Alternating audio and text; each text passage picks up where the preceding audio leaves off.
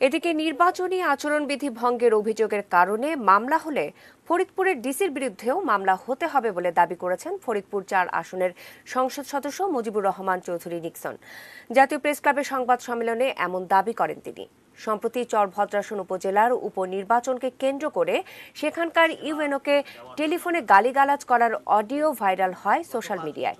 সংবাদ সম্মেলনে এই বিষয়টি অস্বীকার করে নিক্সন চৌধুরী বলেছেন, ভোটের দিন এক কর্মীকে আটক করায় ইউএনওর সঙ্গে টেলিফোনে তার কথা হয়, আর সেই আলাপের কিছু অংশ নিয়ে এডিট করে কোনো একটি মহল ভাইরাল করেছে বলে দাবি তার।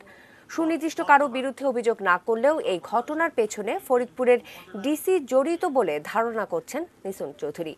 একই সঙ্গে নির্বাচনের দিন আচরণবিধি লঙ্ঘন করেননি বলেও দাবি করেন তিনি। এটা পুরোপুরি মিথ্যা এবং এরকম কোনো গালিগালাজ আমি করি নাই। আমি নির্বাচনে কোনো আচরণবিধি ভঙ্গ করি নাই। আমি নির্বাচনের রেজাল্টের পর প্রশাসনের অনুরোধে আমি ওইখানে যে রাস্তার উপরে দাঁড়ায় আমি জনগণকে বলছি, আপনারা কেউ আইন হাতে তুলে নেবেন না।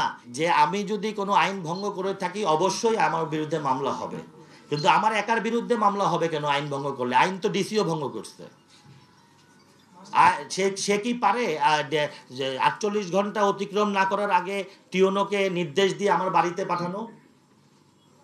যদি আমার একার বিপক্ষে মামলা হয় তাহলে অবশ্যই ডিসির বিরুদ্ধেও মামলা হয়।